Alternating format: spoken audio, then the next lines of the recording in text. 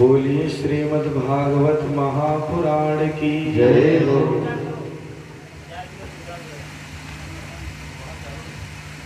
भाइयों बहनों, कल तक के कथा प्रसंग में हम सभी ने श्रवण किया कि जब कंस के अत्याचारों से धरती माता व्याकुल हुई तो यदुवंश में परमात्मा ने श्री कृष्ण रूप में अवतार लिया। ध्यान दीजिए, छठी का दिन आया। भगवान श्री कृष्ण की छठी बहुत हर्ष उल्लास से मनाई जा रही थी। तभी नंद बाबा को याद आया कि हमारे जो महाराज कंस हैं उनको वार्षिक कर देने जाना है। तो यशोदा मैया से नंद बाबा ने कहा कि कोई हमारे दरवाजे पर आए तो खाली हाथ वापस नहीं जाना चाहिए, इसका ध्यान रखना। और मैं मथुरा जाऊंगा, वसुदेव जी से मुलाकात करूंगा और कंस को वार्षिक कर दूंगा। उधर चल पड़े नंद बाबा मथुरा को, और इधर कंस ने आपातकालीन सभा बुलाई और अपने राक्षसों से कहा कि जाओ पूरे ब्रजमंडल में 1 महीने से कम उम्र के जितने बच्चे हों सबको मौत के घाट उतार दो।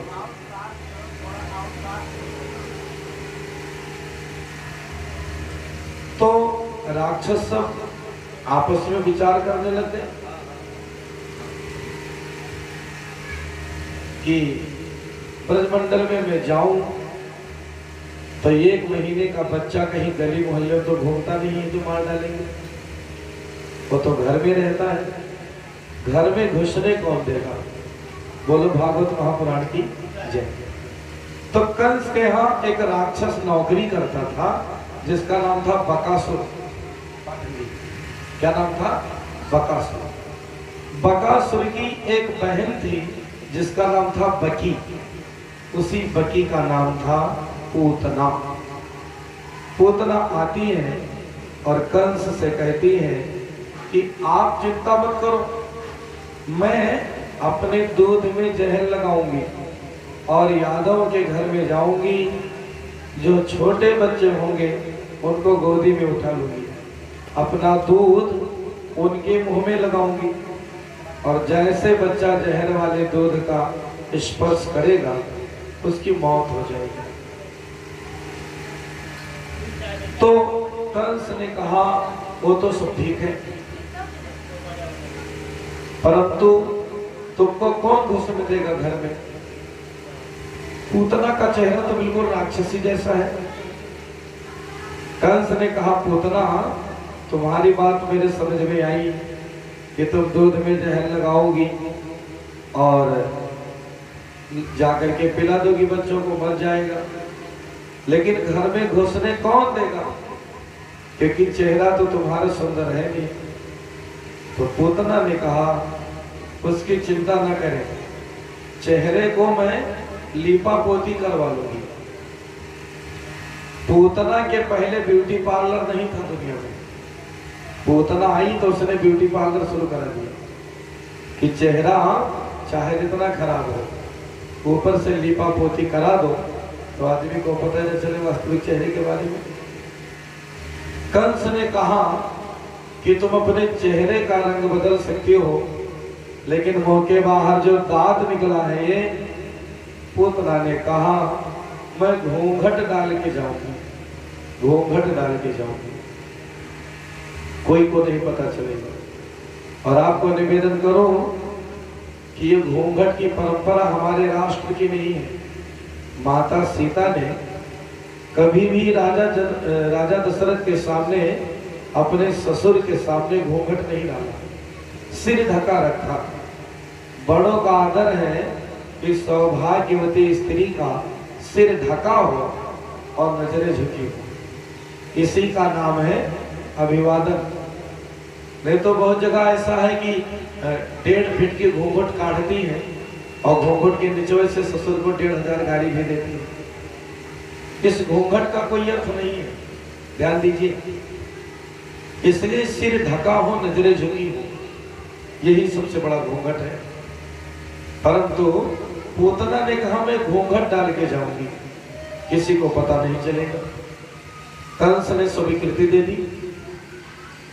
इधर पूतना गई है गोकुल में और उधर नंद बाबा आ गए मथुरा में। कंस को वार्षिक कर दिया और लौटते समय वसुदेव जी से मुलाकात हुई। वसुदेव जी ने नंद बाबा से कहा, भाई ज्यादा दिन तक आपका मथुरा में ठहरना ठीक नहीं है, शीघ्रता करो जाने में। इधर दोनों मित्र एक दूसरे का सुख दुख हाल चाल पूछ रहे थे। उधर पूतना पहुंची भगवान श्री कृष्ण के द्वारे। यशोदा मैया के द्वार पे बहुत बड़ी भीड़ लगी थी, बधाई देने और लेने वालों की। पूतना को सबने देखा तो आपस में बातें करने लगी, ये कौन है, कहां से आई, हो सकता है यशोदा माता की कोई बचपन की सहेली हो। पता चला बच्चे का जन्म भया है तो आशीर्वाद देने के लिए आ गई। पूतना जैसे नंद बाबा के आंगने में जाती है और यशोदा मैया से कहती है, बधाई हो माँ, बधाई हो, लाला भयो है, बधाई हो। तो यशोदा माँ सोचने लगी, ये मोटी ताजी इतनी लंबी तगड़ी कभी तो अपने यहाँ दिखी नहीं, कहां से आ गई। हो सकता है कोई पुराने रिश्ते की हो, लाला के जन्म की बात पता चली तो आ गई। तो यशोदा माई पूतना को बैठाती है आसन लेकर के और कहती है, बहन तुम बैठो, मैं पानी लेकर आती हूँ। यशोदा मैया जैसे घर में पानी लाने जाती है, पूतना ने आंगने में देखा कि पालने पर परमात्मा सोए हैं, वहां पहुंच गई। आचार्य सुखदेव कहते हैं, परीक्षित जैसे ही पूतना भगवान के पालने के पास पहुंचती है, घूंघट उठाती है, तो भगवान अपनी आंख बंद कर लेते हैं। राजा परीक्षित ने कहा, गुरुजी पूतना ने आंख क्यों बंद कर ली? तो ब्रज के संतों ने इसके बहुत सारे कारण बताए हैं, जिनमें मुख्य कारणों की चर्चा मैं आप सबके मध्य करूंगा। भगवान अपने मन में विचार करते हैं कि वैसे तो हमारे 24 अवतार हैं, लेकिन 24 अवतारों में सबसे मुख्य अवतार दो हैं, श्री रामावतार और श्री कृष्ण अवतार। भगवान ने अपने मन में सोचा कि रामावतार जब हुआ तो सबसे पहले राक्षसी को मारना पड़ा। श्री रामावतार में भगवान ने सबसे पहले किस राक्षसी को मारा? ताड़का को, ताड़का चच्ची को। द्वापर युग में पूतना मौसी आ गई। मौसी इसलिए क्योंकि माँ के गांव, मामा के गांव से आई है। तो भगवान ने सोचा कि हमारे दोनों अवतारों की लीला का प्रारंभ राक्षसी के वध से हो रहा है। इस विषाद में पड़ करके भगवान ने अपनी आंखें बंद कर ली। अथवा तो एक संत कहते हैं कि भगवान ने अपने मन में विचार किया कि पूतना काम वो करेगी जो माँ करती है। माँ का क्या काम है? माँ का काम है अपनी संतान को दूध पिलाना। माँ तो अपनी संतान को दूध इसलिए पिलाती है कि उसके संतान के आयु आरोग्य की वृद्धि हो, परंतु उतना इसलिए दूध पिलाना चाहती है कि उसका दूध पीने वाला मर जाए।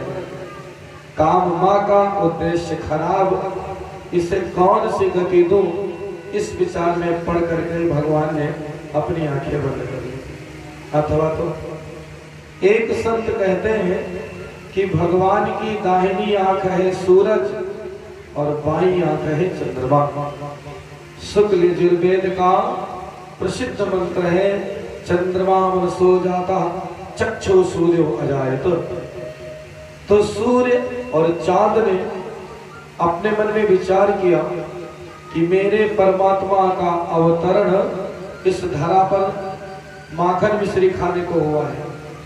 तो माखन मिश्री तो मिला नहीं, मौसी जी जहर पिलाने पहले आ गई।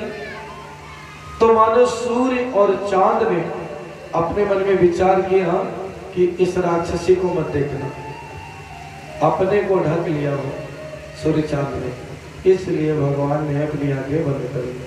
अथवा तो पिछले दिन में हम लोगों ने कथा सुना था कि जब समुद्र मंथन हुआ और समुद्र मंथन में जो जहर निकला वो किसने पिया? बोलो भागवत महापुराण की जय। समुद्र मंथन का जहर कौन पिया? ये पिया पाटिल। समुद्र मंथन में जो जहर निकला, हमने परसों की कथा में निवेदन किया था, कौन पिया था? हाँ? हमने एक जगह कथा में पूछा कि समुद्र मंथन का जहर कौन पिया? और कोई कहे हम ना याद ना हो, कोई कहे हम ना ना, कोई कहे हम ना देखे ना। ये नहीं, कथा में परसों निवेदन किया गया कि जब समुद्र मंथन में कालकूट जहर निकला तो कौन पिया? शंकर जी। आज भगवान श्री कृष्ण विचार करते हैं कि मेरा अवतार माखन मिश्री खाने के लिए हुआ है, माखन मिश्री तो मिला नहीं, मौसी जी जहर पिलाने पहले आ गई। इसलिए कृष्ण भगवान कहते हैं, हे भोलेनाथ मेरे हृदय में प्रकट हो जाओ, मैं मौसी का दूध पी लूं और जहर का शराब खींच लूं। मानो शिव का ध्यान कर रहे हो, इसलिए भगवान ने अपनी आंखें बंद कर। अथवा तो एक संत कहते हैं कि भगवान ने अपने मन में विचार किया कि आज इस पूतना का मैं काम तमाम कर दूंगा, लेकिन हमसे पहले न जाने कितने निर्दोष बच्चों को मारा है, इसलिए तो उनको मैं कौन सी गति प्रदान करूं। इस विषाद में पड़ करके भगवान ने अपनी आंखें बंद कर ली। अथवा तो एक संत कहते हैं कि पूतना है मायावती। क्या है? मायावती। अलक्षण वाली मायावती नहीं है, वो दूसरी मायावती है जो माया फैलाती है। तो संत कहते हैं कि पूतना है मायावती और भगवान है मायापति। मायापति ने सोचा कि यदि हमारी आंख खुली रहेगी तो मायावती की चाल न चलेगी, मायावती अपनी चाल चल सके, इसलिए मायापति ने अपनी आंखें बंद कर ली। और ध्यान दीजिए, कारण कोई भी हो, पूतना ने जैसे भगवान श्री कृष्ण के सामने अपना घूंघट उठाया, भगवान ने अपनी आंख बंद कर ली। यशोदा मैया घर के अंदर, लाला आंगने में पालना में आंख बंद करता है तो पूतना सोते लाला को उठा लेती है, घर से बाहर ले आई, बगीचा में गई और अपना दूध लगा दिया भगवान के मुंह में। पहले तो भगवान ने गट गट गट गट पूतना का दूध पिया। जब पेट भर के दूध पी लिया तो पूतना के प्राणों को पीना प्रारंभ कर दिया। पूतना के पूरे देह में खिंचाव पैदा हो गया, अपार पीड़ा भई। तो तुरंत पकड़ा है मुंह भगवान का और छुड़ाने लगी, आए लाला छोड़ दे, आए लाला छोड़ दे। भगवान कहते हैं, मौसी जी हमको तो पकड़ दो, आए छोड़ दो नहीं। जल्दी मैं किसी को पकड़ता नहीं और पकड़ लो तो फिर छोड़ता नहीं। पूतना आश्चर्य में पड़ गई कि इसका आज छठी है, छठी के दिन कोई बच्चा कैसे बोल सकता है। बहुत छल बल दिखाया पूतना ने छुड़ाने के लिए, छोड़ा ना पाई, तब चिल्लाने लगी। चिल्लाई धाड़े मार मार, बल चला नखल आराती से, तब आवाज लगाती है, हाँ हाँ यश दे इस लाला को अब उठा हमारी छाती से। यशोदा हमारी रक्षा करो, पर कौन आए रक्षा को। भगवान दूध पीते गए, आई उसके कंठ से अंतिम बार चिकार। एक धमाका सा हुआ, गिरे पिशाचिन नारी। जमीन पर गिरी धम्म से और उसका प्राणांत हो गया। भागवत महापुराण में लिखा है कि जब पूतना जमीन पर गिरी तो 6 कोस के पेड़ कुचल गए। बोलो भागवत महापुराण की जय। ध्यान दीजिए, 6 कोस के पेड़ कुचल गए।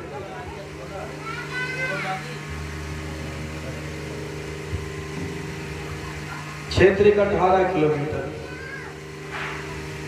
आज के जनरेशन को हो सकता है आश्चर्य हो, लेकिन ये बहुत बड़ी वैज्ञानिक बात है। पूतना एक उपग्रह है, पूतना एक वायरस है। वो जब वायुमंडल में फैलता है तो उसका प्रभाव एक साथ में 18 किलोमीटर तक होता है।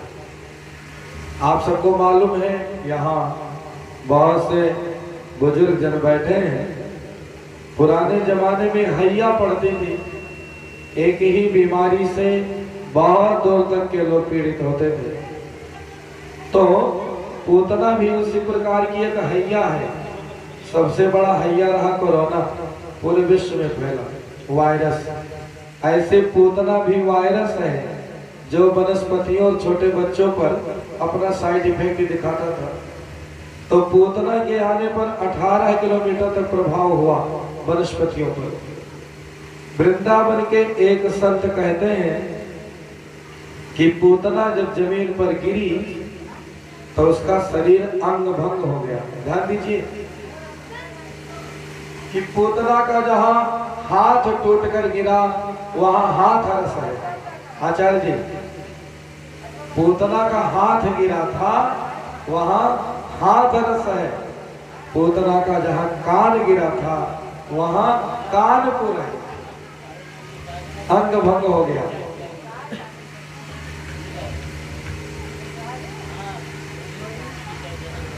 बताइएगा तब बोलो, बोलो भागवत महापुराण की जय। तो 18 किलोमीटर तक वृक्ष कुचल गए। पेड़ों के टूटने और गिरने की जब आवाज सुनाई देती है तो सब बाल बाल यादव सब दौड़ पड़ते। यशोदा मैया ने लाला को पालने में न देकर के व्याकुल हो जाती है। फिर गोपियों ने बताया कि ये बहुत हट्टी कट्टी कोई महिला आई थी, वही लाला को लेकर गई है। तो जाकर के देखा कि चट्टान की तरह वो पड़ी है और उसके स्तनों पर भगवान खेल रहे हैं। गोपियों के सहारे सहयोग से लाला को पूतना के स्तन से उतारा है और घर में ले गए। यशोदा मैया कहती हैं कि हमारे लाला को न जाने किसकी नजर लग गई। टोला मोहल्ला की सब महिलाएं इकट्ठा हो गई। बच्चों का तनिक तबीयत खराब हो तो माताएं कहती हैं झाड़ फूंक कराओ। तो एक उनके पुरोहितानी थी जिन्होंने गाय का पूंछ पकड़ा और भगवान के ऊपर झाड़ फूंक करने लगी। क्या कहती है? इंद्रियाणि ऋषिकेशः प्राणान नारायणो अवतु श्वेतद्यूप पतिश्चित्तम मनो योगेश्वरो अवतु। इंद्रियाण ऋषिकेशः, लाला के इंद्रियों की रक्षा ऋषिकेश भगवान करे। लाला के प्राणों की रक्षा नारायण करे।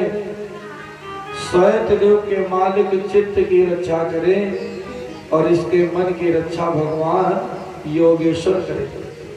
कृष्ण भगवान मुस्कुराते हैं, वाह मेरा ही नाम लेकर हम पर झाड़ फूंक चलाया जा रहा है। तब तक नंद बाबा भी मथुरा से आए। और रास्ते में चट्टान की तरह राक्षसी को पड़ा देखा। ध्यान दीजिएगा, आज आप लोगों का ध्यान इधर कम है, अच्छा है, लेकिन हम तो हमारी तो कैसेट बज रही है, वो तो पूरा रील बज के ही चुप होएगी। आप लोग सुनो तो अच्छा, न सुनो तो अच्छा। बोलो भागवत महापुराण की जय। कैसेट स्टार्ट है। तो मैं निवेदन कर रहा था कि नंद बाबा जब आए तो देखा रास्ते में राक्षसी चट्टान की तरह पड़ी है। घर पहुंचे तो पड़ोसियों के द्वारा उनको जानकारी मिली, तो सबसे कहा कि अपने घर से कुल्हाड़ी आरा सब लेकर आओ। और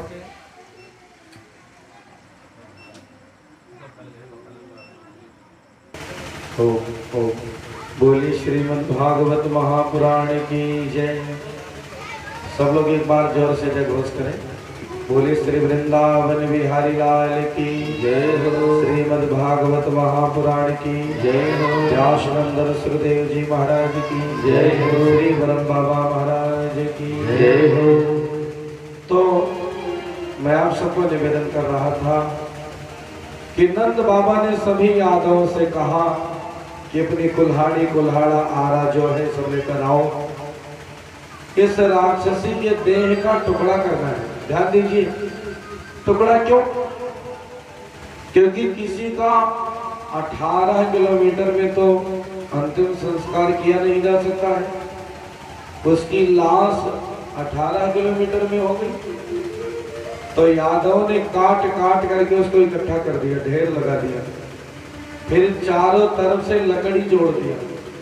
और ध्यान दीजिएगा कि क्या जोड़ा है? लकड़ी।